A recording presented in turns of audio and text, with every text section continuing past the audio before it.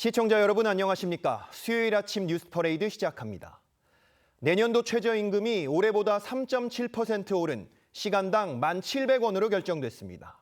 근로자와 사용자가 끝내 합의에 실패하면서 표결로 결정됐는데 양측 모두 아쉬움을 드러냈습니다. 오늘 첫 소식 조유진 기자입니다. 8시간가량 이어진 마라톤 회의 끝에 최저임금위원회는 내년도 최저임금을 시간당 1,700원으로 결정했습니다.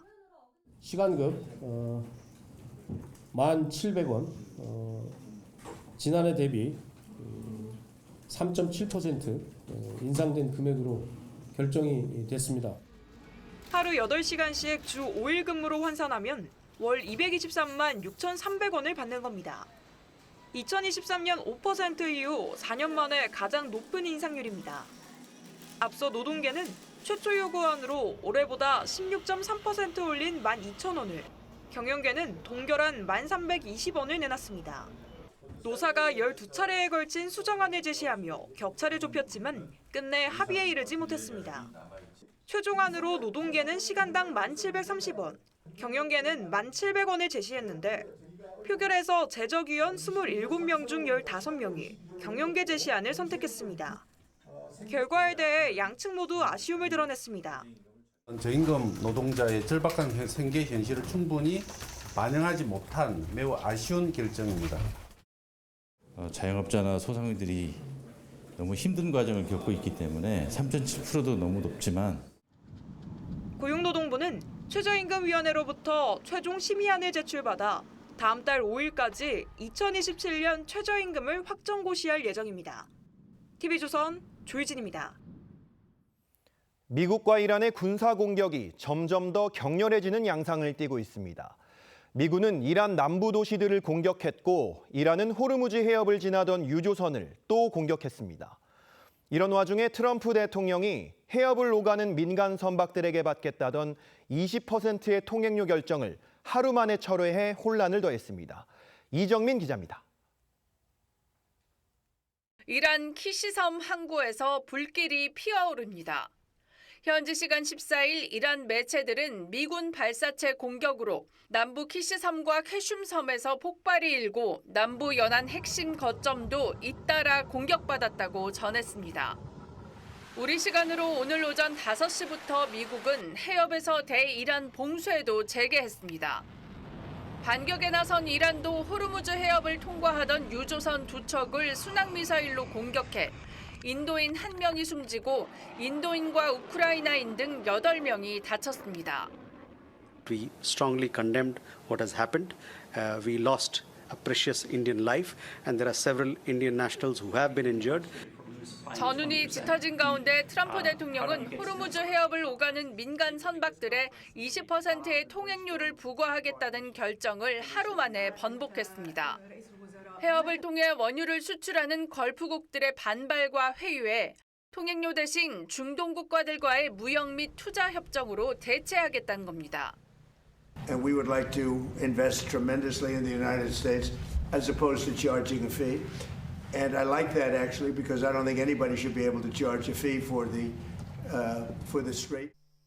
아라그치 이란 외무장관은 SNS를 통해 안전한 해협 통행을 보장하면 누구든 보상받아야 한다며 20%는 너무 많으니 우리는 미국보다 저렴하게 통행료를 받겠다고 비꼬았습니다. TV조선 이정민입니다. 부동산 세제 개편안 발표를 앞두고 어제 청와대 국무회의에선 초고가 1주택 보유세 부담을 늘리는 문제가 다뤄졌습니다. 이재명 대통령은 이에 대한 찬반 의견을 실시간 유튜브 댓글로 물었는데 정작 국무위원으로 회의석상에 참석한 오세훈 서울시장은 발언 기회를 얻지 못했습니다. 보도에 황정민 기자입니다. 국무회의에서 부동산 현안 보고를 받던 이재명 대통령이 유튜브 실시간 댓글 기능을 통해 여론을 물어보자고 즉석 제안합니다.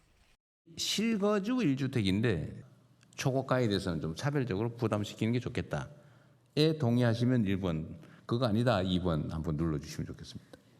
임기근 국무조정실장이 댓글의 90% 정도가 1번을 선택했다고 하자 이 대통령은 이어서 초고가 주택의 금액 기준을 물었는데 30억 원이 적정하다는 댓글이 많다는 답변에 다소 놀라는 반응을 보이기도 했습니다. 의외네. 한 50억 할 줄 알았는데. 20억도 꽤 많습니다. 20억도 많아요? 예. 이 자리엔 지방선거 이후 처음으로 국무회의에 참석한 오세훈 서울시장도 있었습니다. 오 시장은 서울시 주택 공급 방안 등을 설명하겠다며 발언 기회를 요청했지만 한성수 국무총리가 제지했습니다. 총리님, 저 서울시장 말씀 좀 드려도 될까요? 그냥 국민 대토론회가 있으니까요. 그냥 요건으로 넘기면 좋겠습니다. 회의가 끝날 무렵 발언권을 얻은 오 시장이 다시 부동산 현안을 언급하려 하자 이번엔 이 대통령이 제동을 걸었습니다. 국무회의에서 꼭 여러 위원님들 모시고 그동안 서울시의 주택행정 관련해서 네, 그 얘기는 나중에 하죠. 결국 오 시장은 시청으로 돌아와 긴급 브리핑을 열어 정부의 부동산 정책을 비판했습니다. 국민의힘은 정부 정책에 쓴소리가 나올 것 같으니 사전 차단하는 건 편협한 불통 행태라고 지적했습니다. TV조선 황정민입니다. 밤사이 수도권 곳곳에 강한 비와 돌풍이 몰아치면서 정전이 잇따랐습니다. 서울 관악구에선 쓰러진 나무가 전신줄을 덮치면서 1000여 세대 가까이 전기 공급이 끊겼고 무더위 속 주민들이 큰 불편을 겪었습니다. 황선영 기자가 보도합니다. 창문의 불빛도 거리의 가로등도 모두 꺼졌고 주택가 골목은 암흑에 잠겼습니다. 서울 관악구 봉천동 일대가 정전된 건 어젯밤 11시쯤. 굵은 빗줄기와 강풍에 나무가 쓰러지면서 전신줄을 건드린 게 원인으로 추정됩니다. 나무가 쓰러진 곳 인근에는 이렇게 출입 통제선이 설치돼 있습니다. 2호선 낙성대역 일대 970여 세대에 전기 공급이 끊겼고 약 2시간 만에 800여 세대만 우선 복구됐습니다. 나머지 세대는 벌목 작업 이후 복구가 이어질 예정입니다. 술집 운영 중인데 손님들이 계셨고 불이 안 들어오는 것도 그렇고 에어컨이 안 돼서 영업을 할 수 없는 상태가 돼서 오늘 저녁 장사는 아쉽게도 그냥 접게 됐습니다. 밤사이 내린 폭우에 서울 개포동과 신정동, 경기도 시흥 등 수도권 곳곳에 정전이 잇따랐습니다. 현재는 모두 복구됐지만 덥고 습한 날씨에 냉방이 멈추면서 수천 세대가 불편을 겪었습니다. 아무래도 비도 많이 오고 해서 정전이 좀 여러 군데 있었는데 4-5군데 정도 정전이 있었고요. 오늘도 전국이 대체로 흐린 가운데 전북에 최대 40mm, 경북 최대 30mm, 수도권 등지엔 많게는 20mm의 비가 더 내릴 것으로 예보됐습니다. 낮 최고 기온은 포항 36도, 대구 35도 등으로 영남과 동해안을 중심으로 폭염특보가 이어질 전망입니다. TV조선 황선영입니다. 자진 출석한 피의자를 경찰서 밖으로 데리고 나가 긴급 체포하고 수사 서류도 허위로 꾸민 경찰이 재판에 넘겨졌습니다. 이 사건도 검찰의 보안 수사로 밝혀졌는데 경찰만 믿고 보안 수사권을 폐지하는 게 맞느냐는 비판이 계속되고 있습니다. 안혜리 기자입니다. 지난 5월 특수절도 혐의를 받던 한 남성은 담당 경찰관인 A경위와 약속한 대로 경찰서에 자진 출석했습니다. 경찰서로 이동하는 동안 실시간으로 자신의 위치를 알리기까지 했습니다. 하지만 A경위는 남성을 경찰서 밖으로 나오게 한 뒤 인근 지하철역 앞으로 데려가 긴급 체포했습니다. 긴급 체포는 영장을 받을 시간적 여유가 없고 도주 우려 등이 있을 때만 예외적으로 허용됩니다. A경위는 탐문 과정에서 남성을 발견한 것 같이 수사 서류까지 허위로 작성했습니다. 검찰은 최초 사건을 보안 수사하는 과정에서 A경위의 불법 행위 정황을 파악했습니다. 검찰은 절도 피의자로부터 자진 출석했는데 갑자기 체포됐다는 진술을 받았고 이후 통화 녹음과 CCTV 영상까지 확인했습니다. 보안 수사권이 없었다면 그 수사 과정에서의 인권 침해적인 불법 행위가 있었을 때 그것을 적발할 수 있는 가능성이 상당히 낮아지는 거죠. 검찰은 불법 구금돼 있던 남성을 석방하고 A경위를 직권남용 체포 등 혐의로 불구속 기소했습니다. 영등포서 관계자는 A 경위를 대기 발령 조치했다며 혐의 유무는 재판에서 다룰 것이라고 해명했습니다. TV조선 안혜리입니다. 부동산 정책에 관한 국민 목소리를 듣는 첫 공개 토론회가 국토부 주재로 열렸습니다. 이 토론회의 첫 주제인 주택 공급 정책을 두고 다양한 의견이 쏟아졌는데 김인만 부동산 경제연구소장과 자세히 짚어봅니다.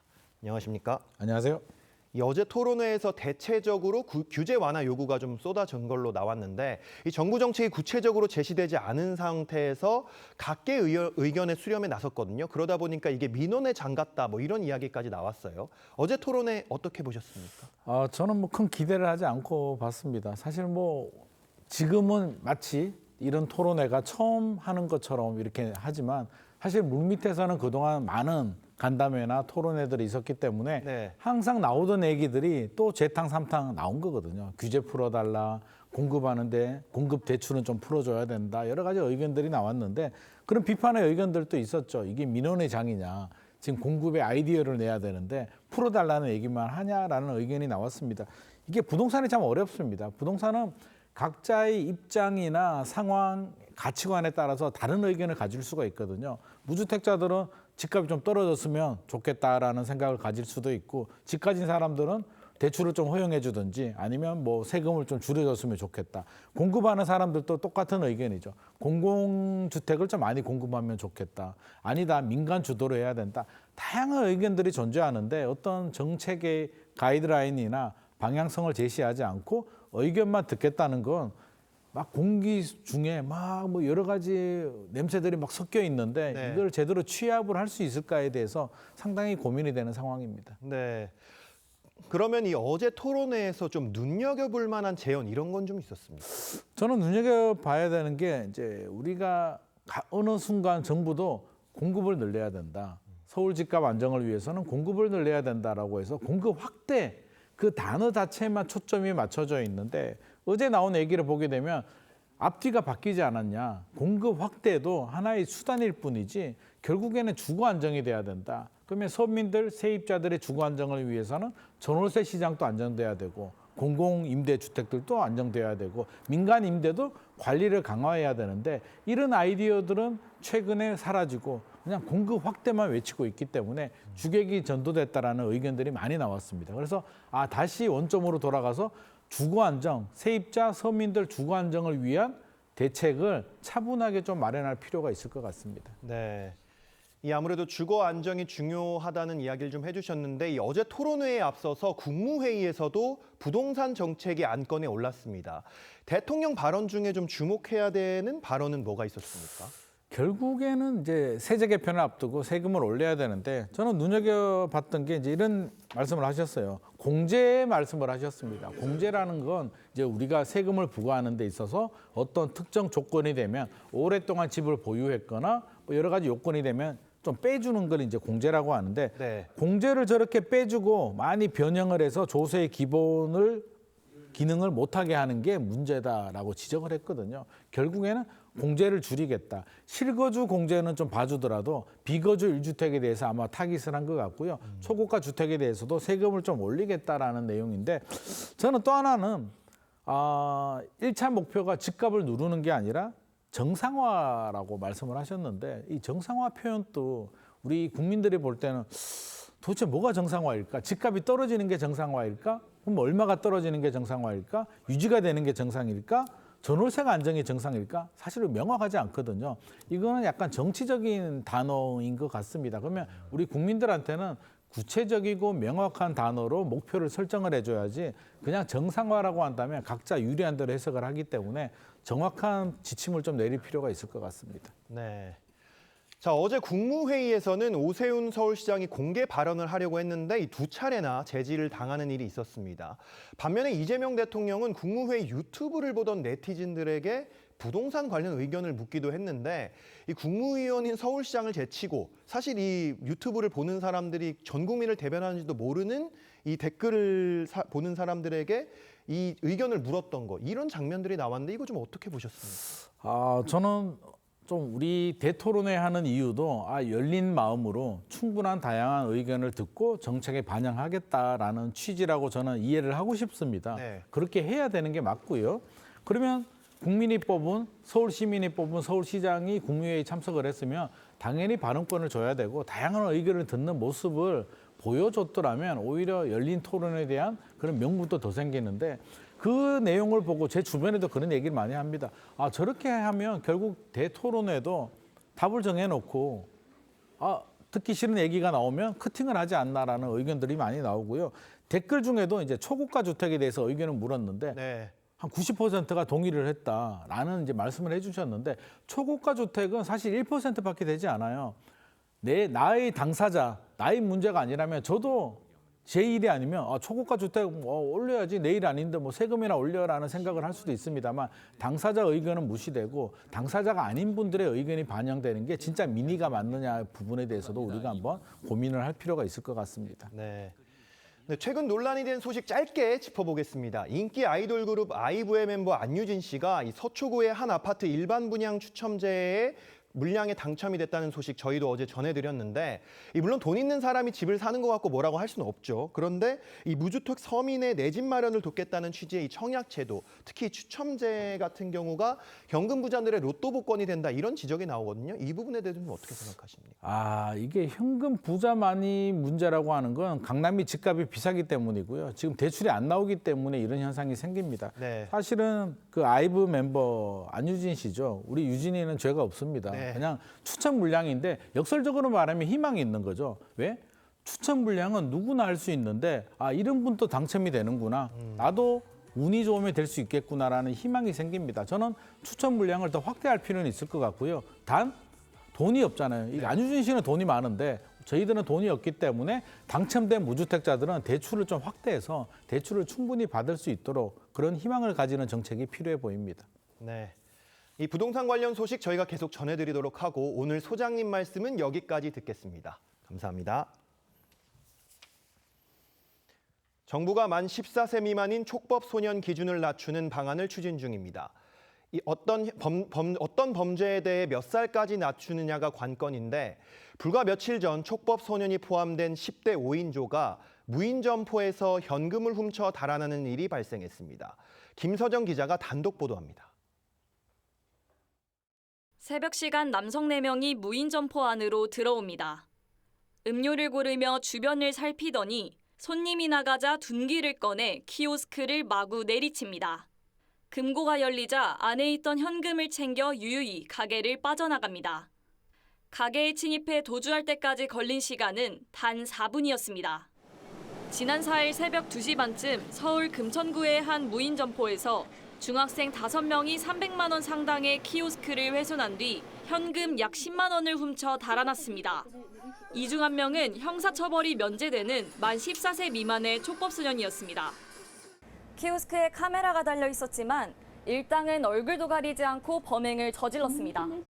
제가 또 바로 옆에 무인 커피숍을 하거든요. 거기도 들어왔었다가 손님이 있어가지고 눈치 보다가 나갔는데 열받아 죽겠어요 지금. 5명 중 일부는 다른 범행으로 이미 경찰 수사를 받고 있는 것으로 전해졌습니다. 경찰은 이들을 특수절도 혐의로 입건하고 조사 중입니다. TV조선 김서정입니다. 오늘 아침 가장 뜨거운 뉴스만 콕 집어 전해드립니다. 키워드 나우 시작하겠습니다. 오늘 첫 번째 키워드는 못갚아입니다.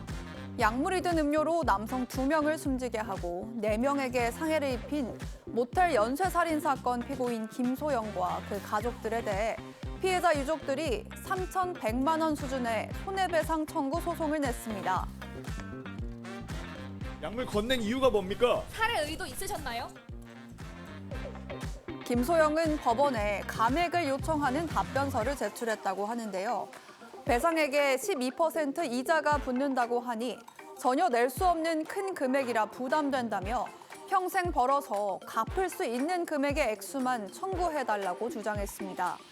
또 본인을 키워준 어머니는 손해배상에서 빼고 방임 책임이 있는 아버지만 넣어달란 취지의 내용도 담겨 있다고 하는데요. 타인을 생명을 빼앗은 대가에 애누리를 바라는 뻔뻔함, 할 말이 없어집니다. 두 번째 키워드는 역적입니다. 더불어민주당 당대표 선거가 다음 달로 예정된 가운데 후보들 간의 비판 수위가 도를 넘고 있습니다. 이재명 대통령과 정청래 전 대표의 이른바 명청 갈등을 두고 송영길 의원이 무슨 표현을 썼는지 들어보시죠. 매번 신문에 명청대전이 일면을 장식하는 이런 어이없는 일이 벌어지고 있습니다. 있을 수 없는 일입니다. 옛날 같으면 역적으로 목을 잘라 정말 진압을 해야 될 정 전 대표는 전당대회 출마가 목숨까지 위태로운 일이냐며 섬뜩하다고 맞받았는데요. 최고 권력자에게 거역하면 역적이라는 발상, 어디서 많이 들어본 것 같기도 합니다. 세 번째 키워드는 폭염 대처법입니다. 오늘 비가 그치면 당분간 또 찜통 더위가 이어진다고 하죠. 온라인에선 더위를 식혀줄 기발한 폭염 컨텐츠들이 인기를 끌고 있습니다. 잔말 말고 에어컨 파워 냉방으로 틀어. 전기세 아낄 생각하지 말고 파워 냉방으로 틀어. 무더위에 지친 많은 분들의 마음을 대변하는 듯한 과거 콘텐츠도 소환되고 있고요. 초대형 타워가 서울의 습기를 모두 빨아들이는 모습이 담긴 AI 영상도 높은 습도에 지친 누리꾼들 사이 많은 공감을 얻었습니다. 데프리카로 불리는 대구에선 한 남성이 매미처럼 가로수에 대롱대롱 매달려 있는 영상도 화제가 됐는데요. 폭염이 지속되는 한낮엔 야외 활동을 자제하고 물을 자주 마시는 게 중요하다고 하니 의식적으로라도 꼭 챙겨 드시면 좋겠습니다. 지금까지 키워드 나우였습니다.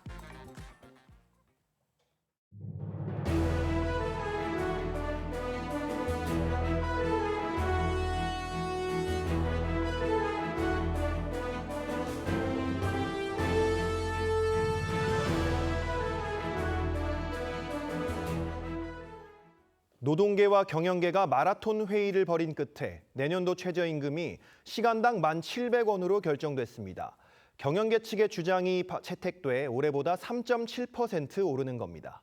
하지만 양측이 합의를 도출하는 데 실패하면서 표결로 진행이 된 데다 최저임금을 더 올리려던 노동계와 더 낮추려던 경영계 모두에게 아쉬움이 남는 결과였다는 목소리가 나옵니다. 조유진 기자입니다.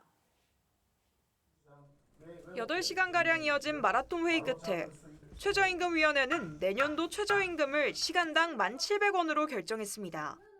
시간급 1,700원, 지난해 대비 3.7% 인상된 금액으로 결정이 됐습니다. 하루 8시간씩 주 5일 근무로 환산하면 월 223만 6,300원을 받는 겁니다. 2023년 5% 이후 4년 만에 가장 높은 인상률입니다. 앞서 노동계는 최초 요구안으로 올해보다 16.3% 올린 12,000원을, 경영계는 동결한 1,320원을 내놨습니다.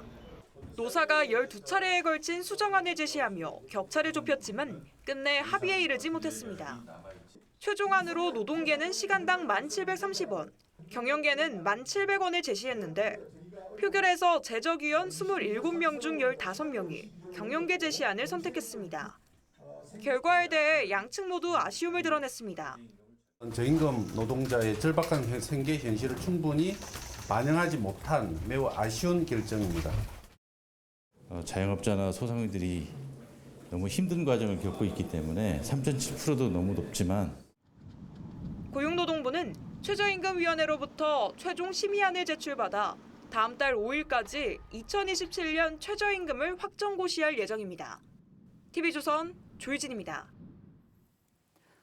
호르무즈 해협에서 이란이 민간 유조선 공격을 계속하자 미국이 이란 선박에 대한 봉쇄 작전을 다시 시작했습니다. 혼란한 해협 상황이 계속되고 있는 가운데 트럼프 대통령은 민간 선박들에게 징수하겠다던 통행료 부과 계획을 하루 만에 뒤집었습니다. 이정민 기자입니다. 이란 키시섬 항구에서 불길이 피어오릅니다. 현지 시간 14일 이란 매체들은 미군 발사체 공격으로 남부 키시섬과 쾌슘섬에서 폭발이 일고 남부 연안 핵심 거점도 잇따라 공격받았다고 전했습니다. 우리 시간으로 오늘 오전 5시부터 미국은 해협에서 대이란 봉쇄도 재개했습니다. 반격에 나선 이란도 호르무즈 해협을 통과하던 유조선 2척을 순항미사일로 공격해 인도인 1명이 숨지고 인도인과 우크라이나인 등 8명이 다쳤습니다. We strongly condemned what has happened. We lost a precious Indian life and there are several Indian nationals who have been injured. 전운이 짙어진 가운데 트럼프 대통령은 호르무즈 해협을 오가는 민간 선박들의 20%의 통행료를 부과하겠다는 결정을 하루 만에 번복했습니다. 해협을 통해 원유를 수출하는 걸프국들의 반발과 회유에 통행료 대신 중동 국가들과의 무역 및 투자 협정으로 대체하겠다는 겁니다. And we would like to invest tremendously in the United States as opposed to charging a fee. And I like that actually because I don't think anybody should be able to charge a fee for the strait. 아라그치 이란 외무장관은 SNS를 통해 안전한 해협 통행을 보장하면 누구든 보상받아야 한다며 20%는 너무 많으니 우리는 미국보다 저렴하게 통행료를 받겠다고 비꼬았습니다. TV조선 이정민입니다. 민주당 내에서도 보안 수사권 완전 폐지에 대한 우려 목소리가 나오고 있다고 어제 전해드렸는데 여당 의원 10여 명이 보안 수사권 일부를 남기는 법안을 발의했습니다. 강경파가 공개 반박에 나선 가운데 이재명 대통령은 요란한 개혁을 경계하는 듯한 말을 했습니다. 고희동 기자가 보도합니다. 민주당 홍기원 의원이 사회적 약자 보호와 국민 피해 축소가 적힌 형사소송법 개정안을 국회에 제출합니다. 검사의 수사 금지를 원칙으로 하되 성폭력과 스토킹, 사회적 약자 대상 범죄 등에 한해 보안 수사를 허용하는 내용입니다. 국민을 어떻게 더 보호할 것인가를 논의해야 합니다. 국민을 위한 최소한의 안정장치가 될 것입니다. 법안엔 법사위 소속 박균택, 김남희 의원과 친명 문진석 의원 등 11명이 이름을 올렸습니다. 오후 진행된 의원총회에서도 일부 의원들이 보안 수사권 일부 존치가 필요하다는 의견을 제기했습니다. 성폭력이나 아동학대 문제나 장애인이나 이런 분야에 대해서 부족함이 있지 않을까 하는 일각의 우려들이 지금 있는 겁니다. 10명 안팎의 의원들이 보안 수사권 전면 폐지를 우려했는데 김용민 의원은 홍 의원 발의 법안에 문제가 있다고 공개 반박하기도 했습니다. 우리가 검찰 개혁을 하려고 했던 출발점이 수사권 남용인데 그게 홍기현 의원님 안에 따르면 가능합니다. 이런 가운데 이재명 대통령은 개혁은 어려운 것이고 절차를 잘 지키는 게 중요하다며 실용성에 대한 설득도 필요하다고 말했습니다. 소리 많이 지르고 요란하게 해서 멋있을지는 몰라도 그렇게 하면 저항 강도가 세지고 성과를 내기가 어렵죠. 보안 수사권 전면 폐지를 두고 당내에 이견이 나오는 상황과도 무관치 않다는 해석이 나왔습니다. 민주당은 이르면 다음 주 전문가 정책 의원총회를 열고 보안 수사권을 둘러싼 국민 의견 수렴을 추가로 진행할 계획입니다. TV조선 고희동입니다. 당대표 선출 방식을 두고 진통을 겪었던 민주당이 결국 선호 투표제를 도입하는 쪽으로 결론 냈습니다. 정청래 전 대표는 쿨하게 수용하겠다고 했지만 친청계로 꼽히는 이성윤 최고위원은 반발하며 사퇴했습니다. 민주당 당권 주자들 간 신경전도 갈수록 거칠어지고 있습니다. 황정민 기자입니다. 예정이 없던 최고위원 회의를 소집한 민주당이 전준희 결정대로 당대표 선거에 선호 투표제를 도입하기로 했습니다. 당원 당규 위반이라며 선호 투표제에 반대했던 이성윤 최고위원은 회의 도중 퇴장한 뒤 최고위원직을 사퇴했습니다. 도저히 용납할 수가 없고 오늘부로 최고위원직을 내려놓겠습니다. 선출직 최고위원 5명 가운데 1명을 청년 몫으로 분리 선출하는 방안은 부결됐습니다. 이에 대해선 반대로 친명계 쪽에서 비판 목소리를 냈습니다. 부결시킨 이 최고위 전부 다 사퇴해야 됩니다. 자격 없습니다. 당권 주자들이 각자 수용 의사를 밝히며 전대 규칙을 둘러싼 내홍은 일단락됐지만 신경전은 이어졌습니다. 김민석 전 총리는 당 대표직을 대권에 이용하지 않겠다고 한 정청래 전 대표를 직격했고 송영길 의원도 원색적인 표현으로 당정 엇박자 논란을 부각했습니다. 지금 누가 대선에 관심이 있습니까? 굉장히 뜬금없죠. 이재명을 몇 번 외친다고 그게 무슨 명청 대전이 없어집니까? 예. 그걸 스토커라 그럽니다. 스토커. 정 전 대표는 김어준 씨 유튜브 방송에 출연해 평택을 재선거에 공천을 하지 말았어야 했다고 말했습니다. 6.3 지방선거 전에 합당이 성공했으면 어땠을까 이런 좀 생각도 혼자 많이 좀 하게 되고.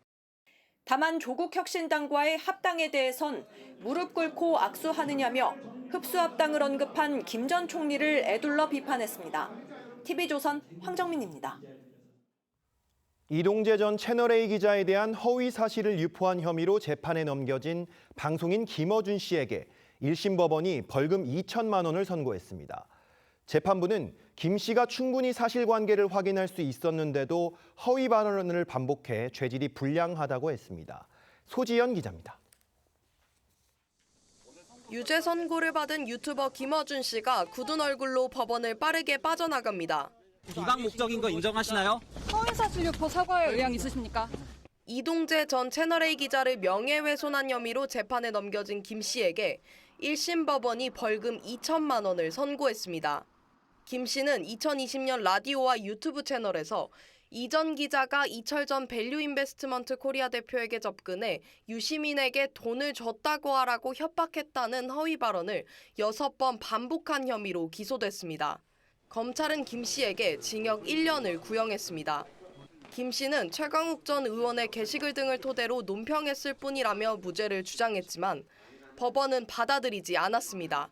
재판부는 김 씨가 사실관계를 충분히 확인할 수 있었는데도 허위 사실을 반복적으로 언급했다며 허위성을 인식했고 비방할 목적도 있었다고 판단했습니다.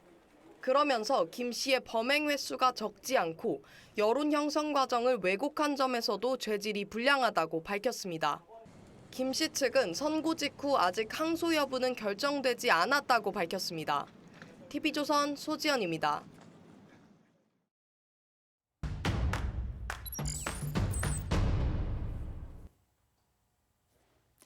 한 주간 법조계 주요 이슈 짚어보는 시간입니다. 민주당이 검찰 보안 수사권 폐지 입법에 속도를 내면서 관련 논쟁이 뜨거운데요. 양은경 조선일보 기자와 함께 자세한 쟁점 짚어보겠습니다. 안녕하세요. 안녕하세요. 자, 양 기자, 문재인 정부 때 검수완박 논의할 때도 이 보안 수사권이 주목을 많이 받았던 것 같은데 정확히 어떤 개념입니까? 보안 수사권이라는 게 경찰이 수사를 마치고 검찰의 사건을 송치하지 않습니까? 그러면 검찰이 보기에 이거 사실관계에 대한 확정이 부족하다, 아니면은 법령 적용이 잘못됐다, 이렇게 됐을 때 직접 수사를 하는 게 이제 보안 수사라고 합니다. 그래서 이게 지금 이슈가 되는 이유는 지금 문재인 지금 이 정권에서 추진하는 이 검찰 개혁의 핵심이 수사 기소 분리, 그러니까는 검사는 수사만 하고 검사는 이제 기소만 하고 수사는 다 경찰이 한다라는 개념인데, 검사가 보안 수사권을 가지게 되면 이 수사 기소 분리에 위배가 된다라고 해서 보안 수사권을 폐지하자라는 게 이제 지금 정해진 방침인 거죠. 네, 그러니까 경찰 조사가 끝나면은 이거를 검찰이 한 번 더 들여다보니까 사실상 맞습니다. 감독하는 역할을 해온 건데, 그래서인지 이렇게 최근 장윤기 사건에서처럼 경찰이 미진한 부분, 이거를 검찰이 밝혀낸 적도 있었던 거죠. 네, 그렇습니다. 최근에 이제 여러 사례가 이제 회자가 되고 있고요. 당장에 이제 고 김창민 영화 감독 사건, 폭행치사로 처음에 다뤄졌던 그 사건인데, 경찰이 처음에 이제 구속영장 2번 신청을 했는데 기각이 됐었습니다. 네. 그리고 처음에는 이제 상해치사, 그러니까 살인 의도는 없이 어떻게 때려서 다치게 해서 사망한 그런 혐의로 냈었는데, 검찰이 이걸 보안 수사를 했어요. 보안 수사 과정에서 뭘 했었냐면은 3천여 개에 달하는 이 피의자들의 통화 녹음 파일을 분석을 했습니다. 그 과정에서 어떤 살해 의도를 뒷받침하는 그런 대화 내용을 확보를 했고, 또 의료 전문가들한테 그 뇌 CT 사진 이런 것들을 감정을 시켜서 보니까는 이 폭행의 정도가 머리나 얼굴 부위에 직접적으로 가해졌다. 그래서 이거는 살해를 예견할 수 있었다, 사망을 예견할 수 있었다라고 해서 결국 살인죄로 이제 구속 기소가 된 그런 사례가 있었고요. 또 유명한 사건이 있습니다. 부산 돌려차기 사건. 네. 이 사건 같은 경우에도 애초에 많은 분들이 당시에 CCTV 보고 충격을 받으셨는데, 어떤 정말 일면식도 없는 남자가 다가와서 뒤에서 여성을 이렇게 가격하는 그런 장면 있잖아요. 맞습니다. 처음에는 이게 그냥 묻지마 폭행 정도로 다뤄졌었습니다. 그렇지만은 보안 수사 과정에서 이게 살인 사건, 나아가서 성폭행을 목적으로 한 살인이다라까지 가려진 거예요. 그래서 얼마 전에 이 피해자가 기자회견을 하면서 당시에 그건 가해 남성의 DNA가 묻은 청바지를 가져왔었죠. 네. 이런 식으로 보안 수사를 통해서 사건의 성격 자체가 달라진 사건들이 지금 많이 부각이 되고 있습니다. 네, 그래서 이런 사건들이 부각이 되면서 그러면 경찰이 미진하게 수사하면 앞으로 누가 들여다보냐 이런 우려가 나오는 건데 이렇게 되니까 여당에서 여러 보완 방법이 거론이 되고 있는데 이제 이 보완 방법에 대해서 좀 하나씩 살펴보겠습니다. 근데 먼저 거론되고 있는 게 보완 수사권은 없애되 보완 수사 요구권을 넣자 이렇게 얘기를 하던데 이 두 개는 뭐가 다른 겁니까? 보안 수사 요구권이라는 게 말 그대로 보안 수사를 직접은 못하게 하고 경찰한테 보안 수사를 요구를 한다라는 네. 것입니다. 그런데 지금도 보안 수사 요구권이 있습니다. 있지만은 이게 실효성이 정말 없는 게 계속 보안 수사 요구를 하면은 경찰이 보안 수사를 뜻대로 안 해온 경우도 많습니다. 네. 그러면은 검찰이 받아서 다시 또 보안 수사 요구를 하고, 그러니까 보안 수사와 보안 수사 요구가 핑퐁처럼 왔다 갔다 하면서 사건 처리가 굉장히 지연이 되고 있습니다. 그리고 이제 또 재수사 요청이라는 게 있어요. 네. 이건 뭐냐면은 송치를 안 하고 경찰이 보기에 혐의가 없다 그래서 송치를 안 했을 경우에 검찰이 보기에 이거는 이 송치를 해야 될 사건 같다라고 한다면은 1회에 한해서 재수사 요청을 할 수 네. 있습니다. 그런데 이런 권리들이 보면은 지금 아까 말씀드린 대로 이 핑퐁의 문제가 있고 이번에 새로 만들어진 법안에서는 정당한 이유 없이 뭐 3개월, 1개월 내에 이행하지 않으면 뭐 징계를 요구할 수 있다 이렇게 돼 있는데 정당한 이유에 대해서 뭐 경찰은 다툴 수가 있잖아요. 네. 그리고 징계 요구를 한다고 해도 경찰에서 징계를 안 하면은 강제할 방법이 없다는 게 문제인 거죠. 그러니까 강제성에 문제가 있고 수사에 실이 너무 오래 걸릴 수 있다 이런 맞습니다. 얘기네요.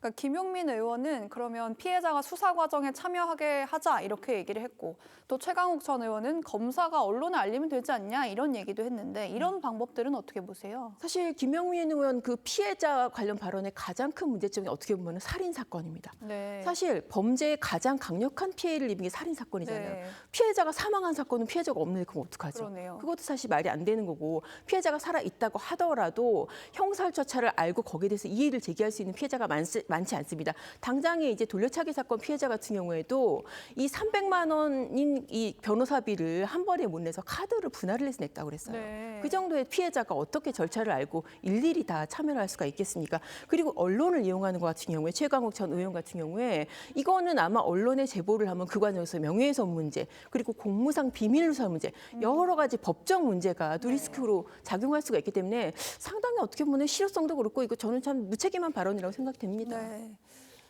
최근에 이석연 국민통합위원장이 보안 수사권 폐지가 위헌이 될 수 있다 이렇게 얘기를 했는데 이게 헌법에 검찰의 보안 수사 기능에 대해서 명시돼 있는 게 있습니까? 보안 수사 기능에 대해서는 명시된 것은 없습니다. 그러니까 검찰이 헌법상의 기관이다라는 게 뭐 헌법에 명시되어 있는 것은 아니에요. 그런데 이제 왜 이런 얘기를 하냐면은 이 헌법에 영장 청구라든지 압수수색 영장 이런 것들을 이 검사가 할 수 있게 돼 있거든요. 그러면은 영장을 청구하라고는 기본적으로 수사라는 게 필연적으로 해야 되는 거니까 그런 차원에서 이렇게 검사를 수사를 원천적으로 못하게 하는 것은 헌법에 위배된다. 이런 얘기가 나오는 거고요. 지금 법조계 일각에서 이제 그런 얘기를 하고 있습니다. 이게 지금 보안 수사 권위라고는 하지만은 권리가 아니라 영장 신청이라든지 청구 이런 것들을 하기 위한 권한이다. 그래서 반드시 있어야 된다. 헌법상 있어야 된다. 그런 얘기를 하는 그 법조계 의견도 상당히 있습니다. 네, 양 기자 오늘 이야기 잘 들었습니다. 네, 감사합니다. 감사합니다. 보건복지부가 청년층 탈모에 건강보험을 지원하려다가 비판을 받고 있죠.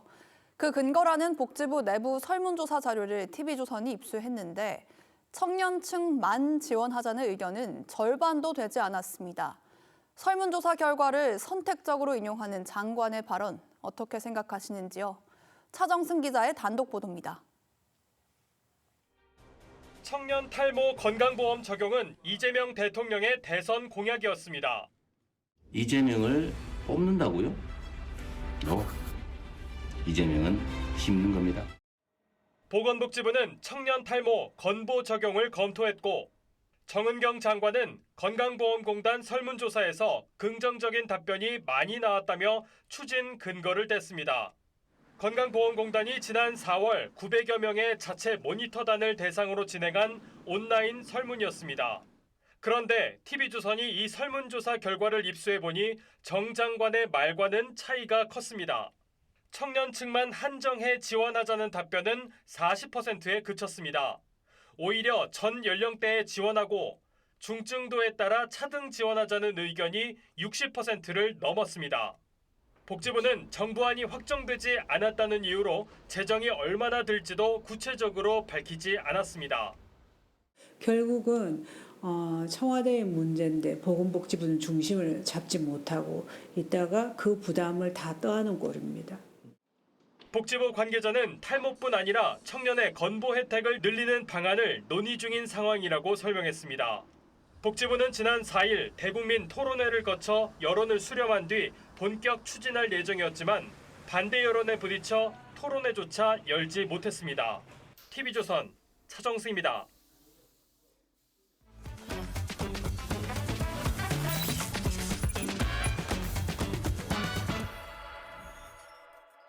안녕하세요. TV조선 AI 리포터 아이온입니다.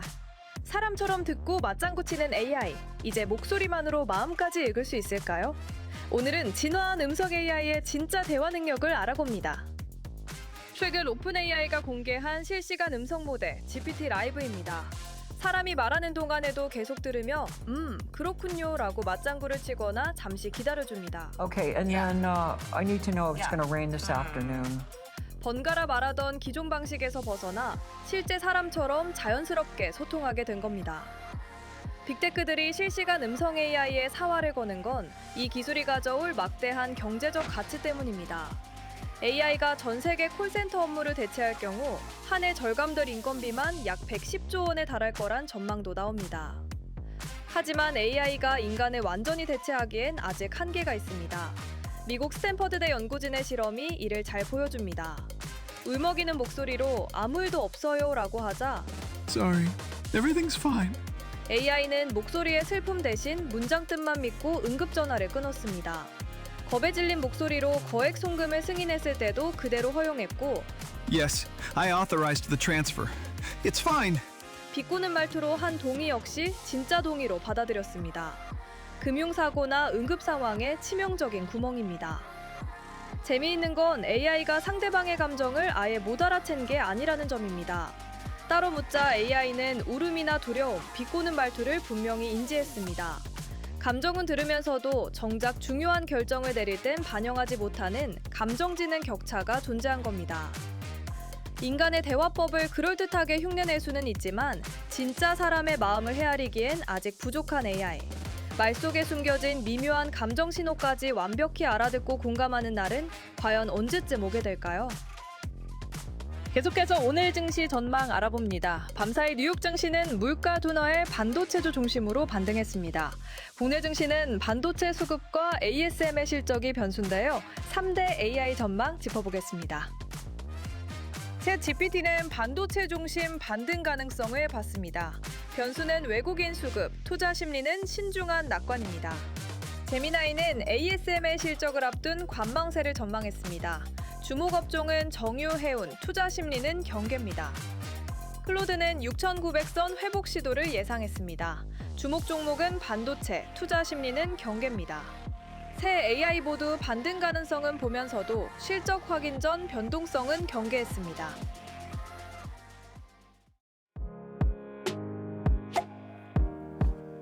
렌즈에 담긴 순간 그 의미를 짚어보는 시간이죠. 사진 기자가 선택한 아침의 한 장입니다. 오늘은 조선일보 사진부 이태경 기자와 함께합니다. 안녕하세요.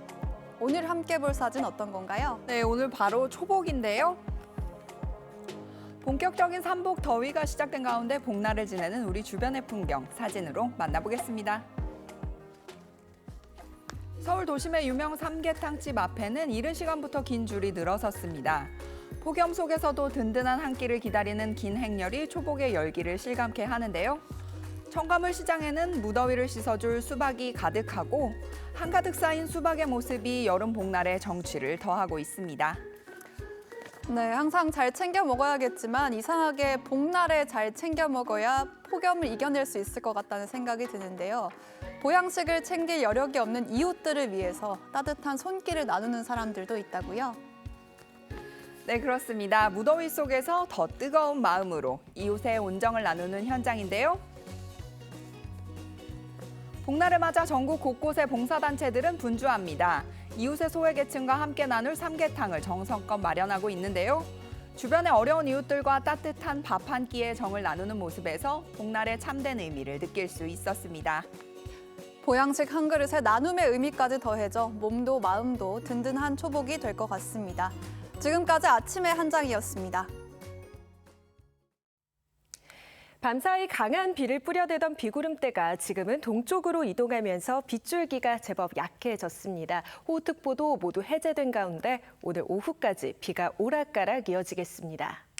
예상 강수량 살펴보시면 전북을 중심으로 최대 40mm의 비가 더 오겠고요. 경북 5에서 30mm, 수도권을 비롯한 전국 대부분 지역에 5에서 많게는 20mm가량의 비가 예상됩니다. 비가 내리면서 폭염특보와 열대야주의보가 해제 완화된 지역이 많습니다. 다만 남부와 동해안, 제주 지역은 계속되는 무더위에 건강 잘 챙기셔야겠고요. 산지를 중심으로 강한 바람이 부는 만큼 시설물 피해 없도록 유의하시길 바랍니다. 지역별 낮 기온 살펴보면 오늘 서울이 29도, 대전 30도가 예상되고요. 폭염특보가 유지되고 있는 남부지방은 대구 35도까지 오르는 등 여전히 무덥겠습니다. 내일과 모레 사이에는 충청 이남 지역을 중심으로 또 한 차례 비가 오겠습니다. 날씨였습니다. 이상으로 수요일 뉴스 퍼레이드 마칩니다. 저희는 내일 아침 7시 40분에 뵙겠습니다. 고맙습니다.